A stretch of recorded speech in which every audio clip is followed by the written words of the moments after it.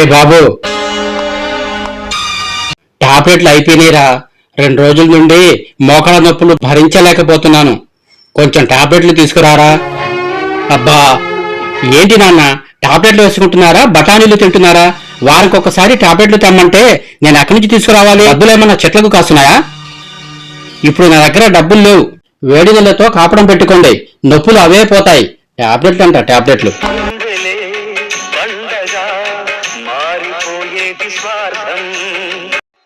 అరే బాబు, చప్పిడి కూరలు తిని తిని నోరు చెప్పబడింది. ఖైమా తినాలనిపిస్తుంది. ఓ 1/2 కిలో తీసుకురా నాన్న. అరే ఏంటమ్మా నువ్వు, ఈ వయసులో కూడా ఖైమా తినాలనిపిస్తుందా నీకు? డాక్టర్లు ఏం చెప్తున్నారు? ఈ వయసులో తేలిగ్గా జీర్ణమయ్యేవి తినమంటున్నారు. నువ్వేంటమ్మా ఖైమా తింటానంటున్నావు?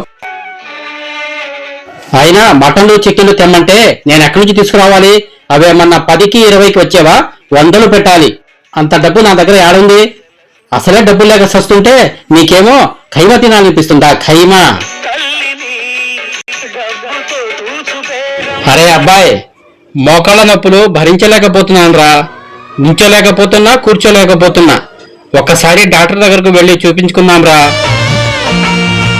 అరే ఏంటి నాన్న మీరు, మోకాళ్ళ నొప్పులు ఉన్నోళ్ళు ఇంట్లో పడి ఉండొచ్చు కదా. ఇలా బయట తిరగకపోతే ఫ్రెండ్స్ తో టైం పాస్ చేస్తున్నప్పుడు మాత్రం నొప్పులు తెలియవా మీకు? ఊకే హాస్పిటల్ తీసుకెళ్ళు అంటారు. డాక్టర్లు ఏమైనా ఫ్రీగా చూస్తారా? బోల్డ్ అన్ని డబ్బులు కావాలి.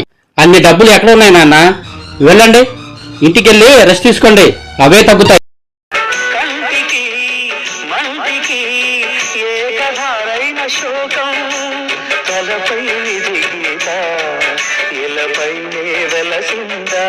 రే బాబు, కళ్ళజోడు కింద పడి పగిలిపోయింది. పగిలింది పెట్టుకుంటే సరిగ్గా కనిపించడం లేదు. కొంచెం కొత్త జోడు తీసుకురారా. పగిలిన దాంతో తల నోస్తుంది. అబ్బా, అసలు ఇంటికి రావాలన్నా వద్దా? ఇలా వస్తానో లేదో ఏదో ఒకటి చెప్తుంటారు. నన్ను ప్రశాంతంగా ఉండనివ్వరా? అయినా ఈ వయసులో కళ్ళజోడు లేకపోతే ఏమైంది? ఇప్పుడు నువ్వు అంతగా చేసే పనులు ఏమున్నాయి? దేవుడా దేవుడా అనుకుంటూ ఓ మూల పడి ఉండక.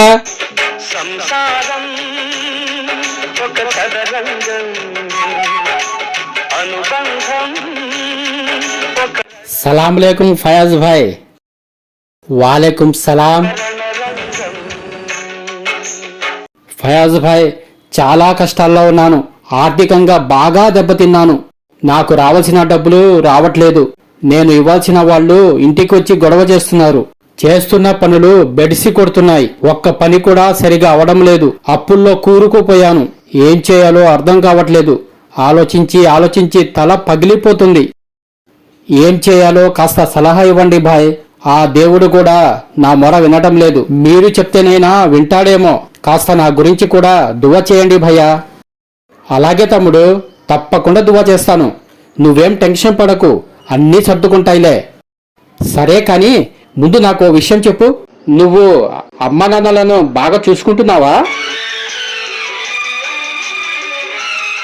నా దగ్గర డబ్బులు లేవు. వేడి నీళ్ళతో కాపడం పెట్టుకోండి, నొప్పులు అవే పోతాయి. టాబ్లెట్లు అంట, టాబ్లెట్లు. వెళ్ళండి, ఇంటికెళ్ళి రెస్ట్ తీసుకోండి, అవే తగ్గుతాయి. ఇప్పుడు నువ్వు అంతగా చేసే పనులు ఏమున్నాయి? దేవుడా దేవుడా అనుకుంటూ ఓ మూల పడి ఉండక. అంత డబ్బు నా దగ్గర ఏడుంది? అసలే డబ్బులు లేక వస్తుంటే నీకేమో ఖైమా తినాలనిపిస్తుందా? ఖైమా.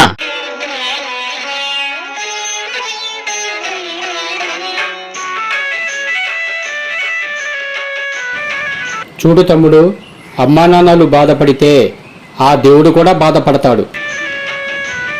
వాళ్ళు ఎవరి వల్ల బాధపడ్డారో ఆ ఇంటిని పంటించుకోడు. అప్పుడు ఆ ఇంట్లో కష్టాలు మొదలవుతాయి. మనం చేసిన ఏ పని కలిసి రాదు.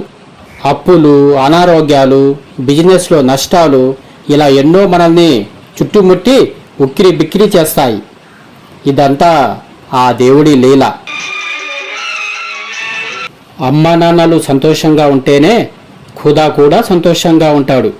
అప్పుడు వాళ్ళు పిల్లల కోసం చేసే ప్రార్థన దేవుడు తొందరగా వింటాడు. అమ్మా నాన్నలు చేసే దువా కంటే మించింది ఏదీ లేదు. ముందు నువ్వు వెళ్ళి అమ్మా నాన్నల కాళ్ళ మీద పడి క్షమాపణ అడుగు. వాళ్ళని ఏ కష్టం రాకుండా చూసుకో. అప్పుడు ఆ దేవుడు నీ మీద దయ కురిపిస్తాడు. నీ కష్టాలు పోయి శుభాలు జరుగుతాయి. నిజం ఫయాజ్ భయ్యా, మీరు చెప్పింది అక్షరాల నిజం. నేను మా అమ్మా నాన్నలను చాలా కష్టపెట్టాను. అందుకేనేమో నాకు ఈ కష్టాలు. ముందు వెళ్ళి వాళ్ళ కాళ్ళ మీద పడి క్షమాపణ చెప్తాను. చాలా థ్యాంక్స్ భయ్యా, నా కళ్ళు తెరిపించారు. ఉంటాను బాయ్. Best of luck. కంటిలో నలుసుని కంట కనిపెట్టు చెయ్యి రేఖలు గీతలు చూడ నాన్న, ఏ పగ నన్ను క్షమించండి. ప్రేమ పాశం నేను మిమ్మల్ని చాలా బాధ పెట్టాను. పరిస్థితులు బాగాలేకపోవడం వలన అమ్మ మీద మీ మీద విసుక్కున్నాను. పుణ్యమే పాపమై సాగు ఈ నేను చాలా తప్పు చేశాను. నాకు తెలిసి వచ్చింది. నన్ను క్షమించండి నాన్న.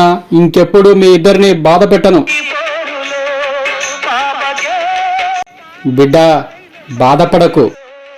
నువ్వు మా ప్రాణానివి. నువ్వు బాధపడితే మేం చూడలేం. బిడ్డలు తెలియక చేసిన తప్పులను అమ్మ నాన్నలు క్షమించకపోతే ఎవరు క్షమిస్తారు చెప్పు? బాధపడకు. నీకు అండగా మేమున్నాం. ధైర్యంగా ఉండు బిడ్డ, అన్నీ సర్దుకుంటాయి. ఏ దైవాలు కాదంటాయి ఎదలో ప్రేమని సంసారం ఒక సదరంగం థ్యాంక్ యూ నాన్న. Thank you very much. ఒక రణరంగం అదుపు లేదు ఆజ్ఞ లేదు మమకారాలలో సంసారం ఒక సదరంగం అనుబంధం ఒక రణరంగం కనిపించని ఆ దేవుడికి పూజలు చేస్తాం, మొక్కులు తీరుస్తాం. కని పెంచిన అమ్మ నాన్నలను మాత్రం విసుక్కుంటాం, చిదరించుకుంటాం. కొందరు పెళ్ళాల మాటలు విని అమ్మ నాన్నలను దూరం చేసుకుంటారు. ఇంకొందరు భర్తల టార్చర్ భరించలేక అమ్మ నాన్నలను దూరం చేసుకుంటారు. జన్మనిచ్చిన తల్లిదండ్రులు ప్రత్యక్ష దైవాలని, వాళ్ళని కంటికి రెప్పలా చూసుకోవాలని ఎవరైతే అమ్మ నాన్నల సేవ చేసుకుంటారో అలాంటి వాళ్ళు నాకు ఇష్టమైన భక్తులని, వారి ఇంట నేను కొలువై ఉంటానని ఆ దేవుడు అన్ని గ్రంథాల్లో ఏనాడో చెప్పాడు. ఇప్పుడైనా అమ్మ నాన్నల విలువ తెలుసుకుంటారని ఈ నా చిన్న మెసేజ్. జై హింద్, మీ ఫయాజ్.